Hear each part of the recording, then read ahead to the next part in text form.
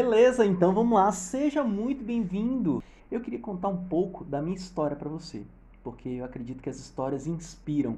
E quando você verificar e perceber as coisas que aconteceram na minha história, você vai se conectar e aí eu tenho certeza que você vai visualizar um pouco do que é ser cientista de dados, beleza? Meados ali de fevereiro de 2008 eu ia me casar e eu tava ali, cara, empolgadaço, querendo aprender coisas novas e precisava também ganhar mais dinheiro, porque, pô, você ia casar, velho. Então, assim, você imagina que quem casa quer casa, aquela história toda, beleza?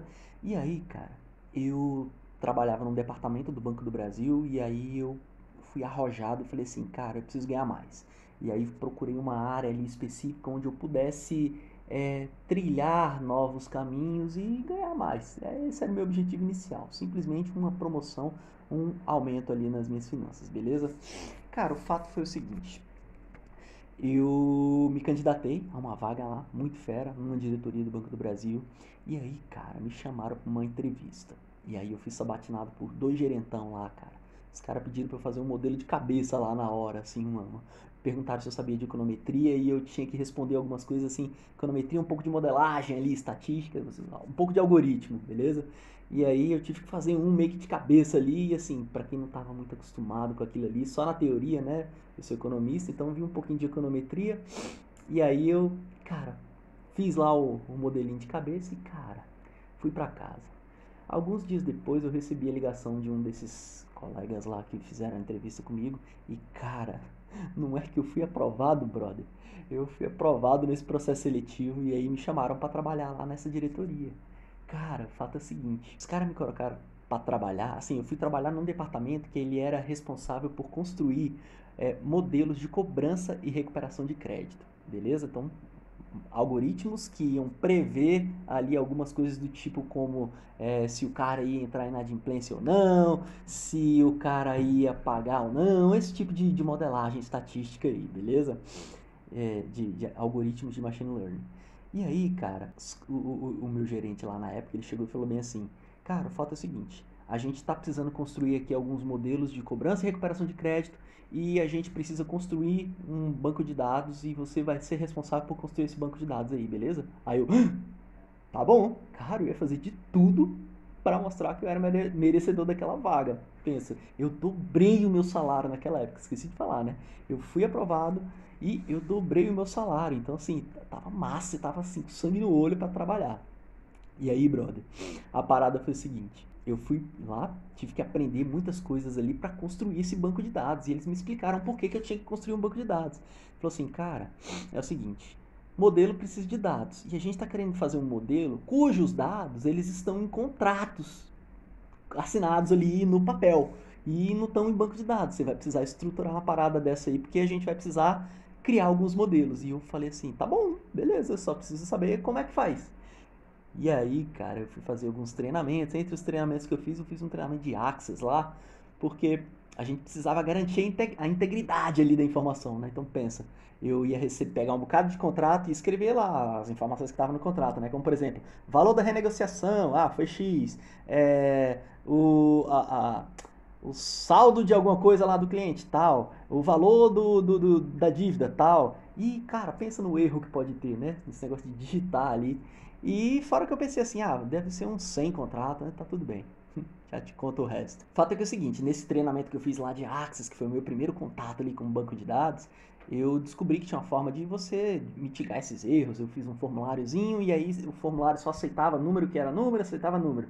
Campo que era texto, só aceitava texto. Enfim, deu pra construir um banco de dados ali, de certa forma, íntegro. Aprendi pra caramba, foi muito massa. Só que o fato é o seguinte, não era aquele 100 contratinho que eu imaginava fazer.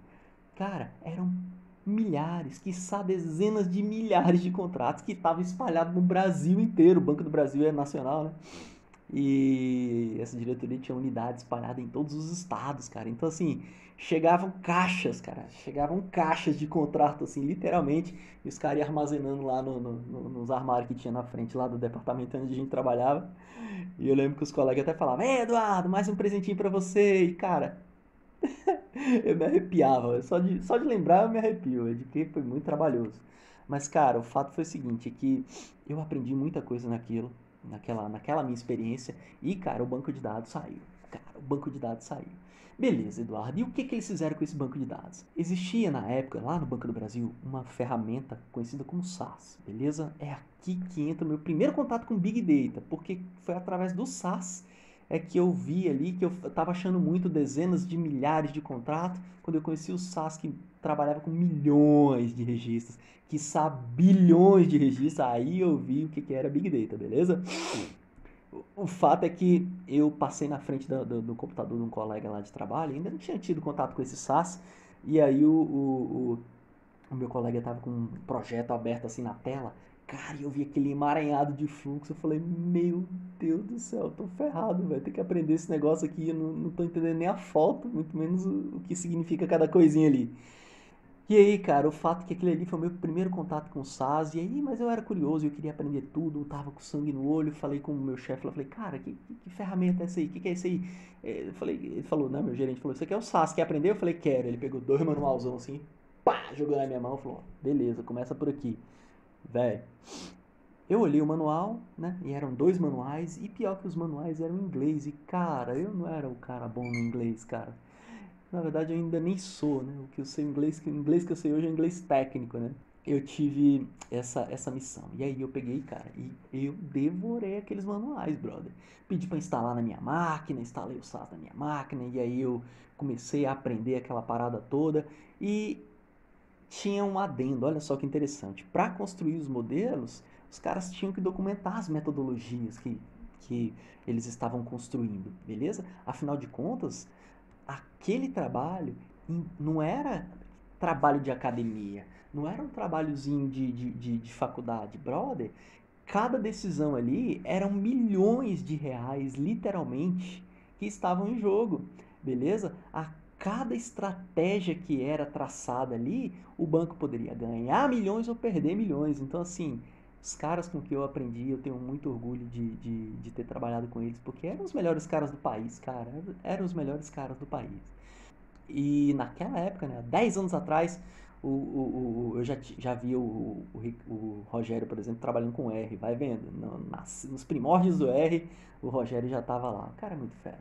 Não é porque eles eram doutores, né? Mas é porque realmente os caras eram ali da mão na massa, beleza?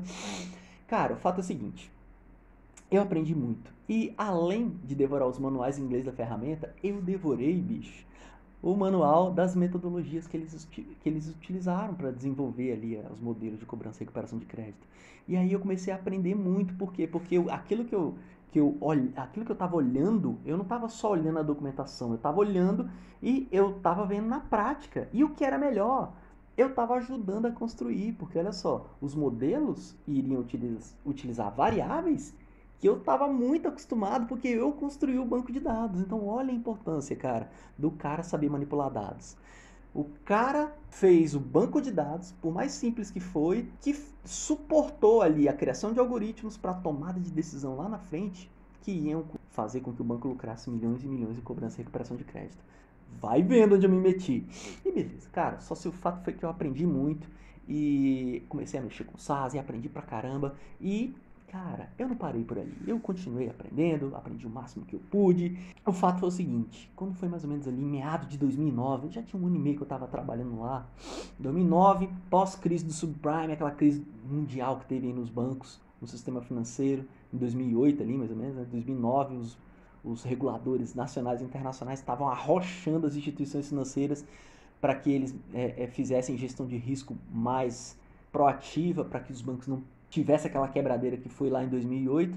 Então, o Banco de Basileia, o Banco Mundial, né, o Banco dos Bancos Centrais, o Banco de Basileia, começou a emitir uma porrada de norma para que os bancos se adequassem aos requerimentos de risco lá, para o banco não quebrar e não quebrar não só o país, não só os clientes, né, mas quebrar o país, como tem muito país quebrado aí, emitindo dívida soberana para custear os erros do sistema financeiro, né?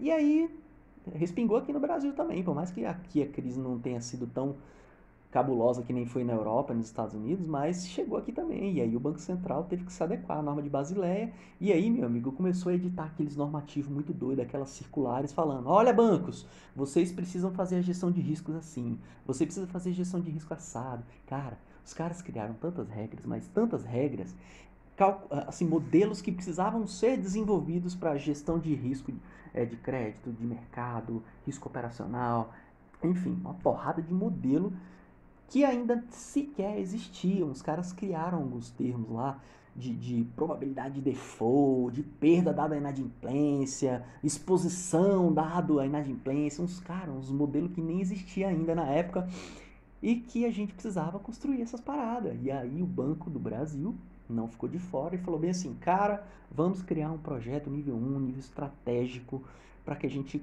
junte aí os cabeças de ciência de dados do país para que a gente possa se adequar a essa parada aí, porque afinal de contas a gente precisa seguir essas normas. E tá. E aí, cara, o Banco do Brasil foi lá, criou um projeto chamado Projeto Basileia na época e abriu algumas vagas lá para trabalhar, porque precisava de gente que conhecia de dados, que conhecia de estatística, modelagem, machine learning para trabalhar. Precisava de cientista de dados. E o bonitão Eduardo foi lá, descobriu e pimba, foi lá e colocou o nominho para concorrer à vaga.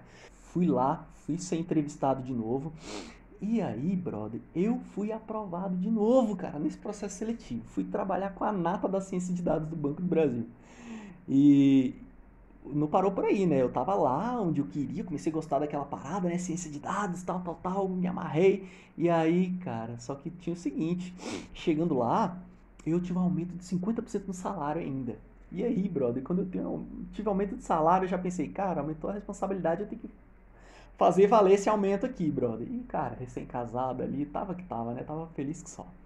E aí, brother, beleza, comprei apartamento, né? Na época comprei meu primeiro imóvel e tal. Meu moleque ia nascer. Eu tava solteiro ainda, meu primeiro moleque ainda não tinha nascido, nasceu em 2010, era meados de 2009 ali ainda. Enfim, e aí, brother, fui trabalhar com essa galera, com cientistas de dados, com a nata da ciência de dados no país. E, brother, ali eu aprendi muita coisa. Por quê? Eu tava trabalhando com a criação de banco de dados, que não era mais criação de banco de dados em Access.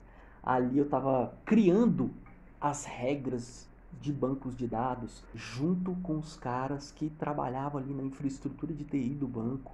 Então, assim, a gente estava trabalhando com coisa pesada, tipo banco de dados da IBM, DB2, os próprios bancos de dados do SaaS, entendeu? Que tinha servidores SaaS para fazer as modelagens que eram precisas ser feitas, né, ali para atender os requerimentos de Basileia.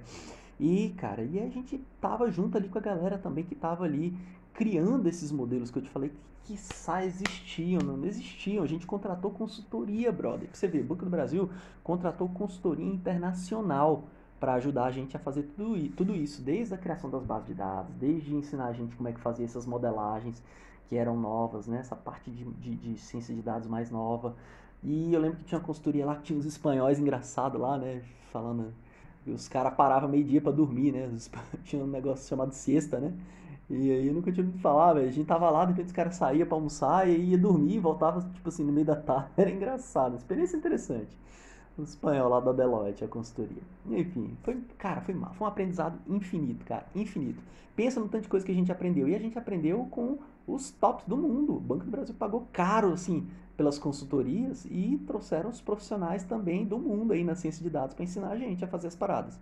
Beleza? E o fato foi que a gente também aprendeu muito com a gente era ali da ciência de dados e a gente sempre pegava os dados meio que pronto ali, né, nos bancos de dados ali para trabalhar, mas o fato é que o banco sempre foi muito organizado com isso, só que até a galera da infraestrutura de TI teve que se adaptar para construir os bancos de dados que eram necessários serem construídos para desenvolver esse novo tipo de modelo que não existia antes. Então começou a envolver a galera do mainframe, galera que mexia com COBOL, galera que mexia com, enfim, aquelas coisas mais pesadas, sabe?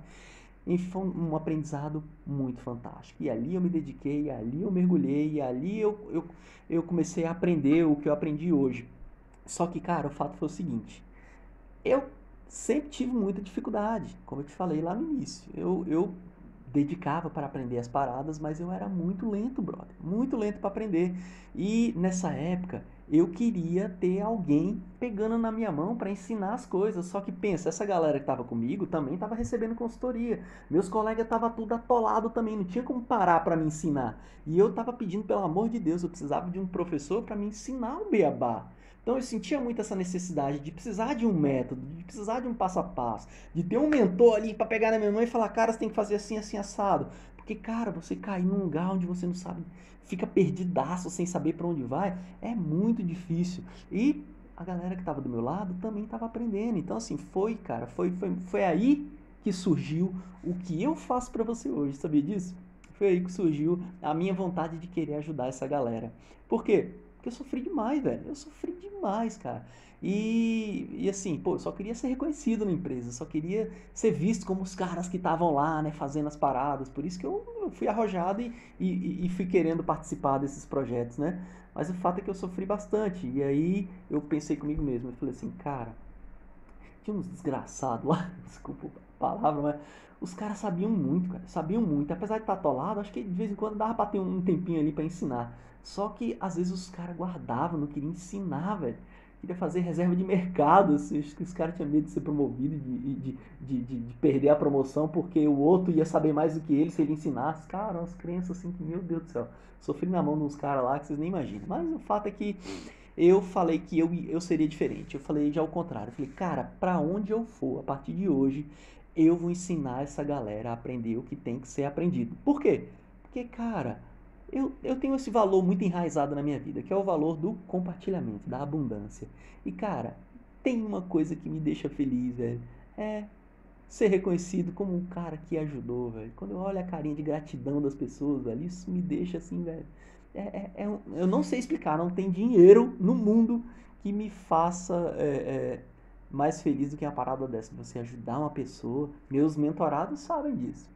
Eu fico muito grato quando eu recebo um feedback positivo, porque eu tô vendo que o feedback é porque eu ajudei essa galera, né? E isso é muito bom, cara. É muito bom. E eu decidi, cara, fazer tudo que eu faço hoje ali. Começou ali, lembra que eu te falei, né? Ali começou tudo que eu faço hoje pra você, porque eu tive muita dificuldade. Foi lá mais ou menos meados de 2011, adivinha o que aconteceu? Cara, mais uma vez Eduardo quis aprender coisas novas e sair pra conhecer o mundo aí fora. Não era muito de ficar parado, não. Eu tava mais novo, tava ali querendo aprender, ainda não tinha filho e tal. Na verdade, essa a minha última saída lá na instituição, que na verdade eu não precisei mais sair, você vai entender por quê. Foi em 2011, meu moleque tinha um aninho e aí surgiu uma oportunidade de trabalhar com validação de bancos de dados e modelos de risco por conta do trabalho que eu já fazia. Então tinha uma área lá que era especialista em fazer validação e avaliação de modelos de risco e aí eu fui trabalhar nessa outra área de controles lá do banco. Por quê? Porque essa área ela precisava de pessoas que tivessem essa visão de como tudo isso funciona, né? E eu tava sempre ali envolvido em aprender essa parada e aí eu participei do processo seletivo, fui aprovado e fui trabalhar lá, velho, com essa galera. E aqui, adivinha o que aconteceu? Mais uma promoção, brother, mais um aumento no salário na época. E aí, brother, aumentou a responsabilidade também. E aí eu comecei a trabalhar e ver o banco de uma maneira muito diferente. Sabe por quê? Porque essa área onde eu fui trabalhar era uma área que tinha uma visão muito holística do banco. Porque você pensa assim, Banco do Brasil, beleza. Mas o Banco do Brasil não é só o Banco do Brasil. O Banco do Brasil é uma holding. E debaixo do guarda-chuva do Banco do Brasil tem dezenas, quiçá centenas de empresas. Você sabia disso? É. Então, dentro do Banco do Brasil, existem várias outras empresas. Tem empresa de meio de pagamento, tem empresa de seguro, tem empresa de fundos de investimento. Cara, tem muitas empresas lá dentro. E a gente trabalhando na área de controle, a gente tem essa visão do todo porque a gente precisava avaliar cada uma dessas áreas. Então a gente acaba tendo tinha até uma facilidade de enxergar todo esse mercado, como é que ele funciona, porque a gente tinha prerrogativas de acesso, esse tipo de coisa, porque a gente era o nosso trabalho, né? A gente precisava compreender como tudo isso funcionava. E aí, brother, eu comecei a não precisei mais mudar de lugar, porque no departamento onde eu estava, eu rodei para trabalhar em vários outros departamentos. Eu trabalhei com validação de modelos de risco de crédito, de risco de mercado, risco operacional. Eu trabalhei com entidades ligadas do Banco do Brasil e lá eu conheci dezenas de outras empresas, como que elas funcionam e comecei a ver a ciência de dados em cada uma delas. Eu vi a ciência de dados na área de segurança, eu vi a área de ciência de dados na área de clientes, eu vi ciência de dados na área de produtos, na área de governo, na área de rural, crédito rural. Cara, eu comecei a ver ciência de dados em tudo. E aí eu via, cara, que a galera que precisava fazer o trabalho de ciência de dados dentro do banco era a galera que não tinha conhecimento sobre ciência de dados, o conhecimento básico, beabá. E aí, brother, entra mais uma vez aquele meu valor muito grande de compartilhamento. Eu comecei a ensinar a galera lá, velho, porque a galera precisava aprender a trabalhar com banco de dados para ter uma visão mais holística. Precisava, não dá para ficar olhando linha a linha, planilha a planilha. A pessoa precisava fazer um trabalho mais, é um trabalho mais assertivo. Você precisa ter uma visão do todo. Você precisa saber quanto de valor está envolvido em cada coisa. Você precisa priorizar de acordo com o que é mais importante, o que tem mais risco, o que tem o maior retorno. E isso só é possível com os dados, cara, o cientista de dados. E aí, eu fui lá e comecei a ajudar essa galera. Sabendo disso, sabendo que eu precisava ajudar muita gente, cara, eu comecei ali com a galera, comecei a ajudar, comecei a receber feedback bacana do tipo assim, cara, você ensina muito legal, por que você não dá aula, tal, tal, tal. Até que eu comecei a dar aula pra essa galera lá dentro mesmo. Então a galera fazia as turmas lá e aí eu dava aula lá dentro pra, sei lá, 20, 30 pessoas numa sala. E aí eu comecei a fazer mentoria um a um, individual, pegava uma galera para ajudar de forma individual, como até hoje eu faço muito isso dentro da instituição também, não só aqui na ciência dos dados, mas lá fora, lá dentro da instituição também. E aí, cara, eu criei, depois disso tudo, depois de ver tudo isso, eu falei, cara, eu tô aqui dentro do Banco do Brasil e eu atinjo uma quantidade de pessoas, só que eu posso atingir muito mais. Pensa, o tanto de gente que eu posso ajudar, que quer aprender ciência de dados e que está espalhado aí, cara, desde o meu Nordeste até o meu Sul, sabe? Tem gente de Portugal, eu poderia ajudar qualquer um que entendesse a minha língua, independente de fronteira, sabe? Independente se estava perto de mim, se estava aqui no olho no olho. Na verdade, tá olho, agora tem gente que está no olho no olho aqui, que nem você, entendeu? Por quê? Porque, cara, a internet, o mundo digital permite isso. E eu comecei a ampliar os horizontes. Eu falei, quer saber de uma coisa? Eu vou começar a procurar pessoas que querem aprender essa parada, porque, como eu falei para você, ciência de dados está em tudo. Eu acredito que daqui a uns anos até as padarias, as drogarias vão estar usando os próprios dados ali de vendas e de cliente para fazer machine learning, para fazer projeção. Por quê? Porque isso tudo vai estar ao acesso deles, sabe? Isso aqui que eu estou falando para você, você vê, a gente está falando de uma empresa que vale bilhões. E aí ela investiu muito em capacitar os profissionais, como me capacitaram, mas também investiu muito em infraestrutura tecnológica, em conhecimento, pagando consultorias. E as outras empresas, agora com o mundo que a gente vive do open source, ferramentas gratuitas como o Python, que a gente vai entrar no Python daqui a pouco, ferramentas gratuitas como o R, cara, assim, então o mundo colaborativo ele começou a crescer bastante também. Hoje a gente vê fóruns aí de resolução de dúvidas, cara, que você coloca uma dúvida, 3 segundos, você nem terminou de resolver a dúvida, os caras já estão lá no fórum explicando. Cara, quando você tem uma dúvida, é quase certeza, 99% de chance que alguém teve o mesmo problema que você teve. E se teve o mesmo problema que você teve, ele foi buscar ajuda. E ele foi buscar ajuda onde? No Google. Ele foi lá no Google e buscou ajuda e alguém ajudou ele em algum Stack Overflow da vida e você vai encontrar, cara, a resolução do seu problema lá também. Por quê? Porque, cara, isso é o que acontece. As pessoas procuram ajuda e a gente tem esse meio digital para nos ajudar. Beleza? E aí, cara, eu resolvi entrar logo nesse meio digital. Pensa aí, o Banco do Brasil tem 90 mil pessoas, beleza? Eu fiz uma pesquisa simples aqui no Google Trends e descobri que existem pelo menos 300 mil pessoas que fazem consultas de machine learning. Então, eu poderia simplesmente triplicar a quantidade de pessoas que eu posso ajudar. Olha só que interessante. Então eu posso ajudar aqui no banco, onde eu faço meu trabalho, acredito que eu faço meu trabalho de forma bem produtiva, e eu também posso ajudar outras pessoas, que essa parada é minha paixão. É minha paixão desde que eu conheci, beleza? Tem mais de 10 anos que eu trabalho com isso e que eu sou um verdadeiro apaixonado por essa parada. E eu vivo aprendendo mais e mais, e eu gosto de compartilhar mais e mais com vocês. Vocês que estão aqui vendo essa aula sabem disso. E, cara, o fato foi que eu decidi, cara, aprender essa parada e criei o portal para que eu pudesse criar esses cursos para a galera que está querendo aprender. Criei o portal gratuito. E lá dentro do portal gratuito, ele é um portal de certa forma recente. Então eu coloquei lá dentro aquilo que eu acho que é o pilar da ciência de dados. Que eu coloquei cursos das 3 linguagens de programação que acredito que é o tripé da ciência de dados, que é Python, R e SaaS, beleza? Então lá dentro tem 3 cursos. Por quê? Porque eu acredito que o cara que sabe essas 3 ferramentas, ele já sai na frente de muita gente em qualquer entrevista de análise de dados, ciência de dados. Cara, o cara que sabe manipular dados, ele tem o poder nas mãos. Você já ouviu falando isso várias vezes, e dados são o novo petróleo. E, cara, por quê? Porque a gente consegue extrair valor dos dados.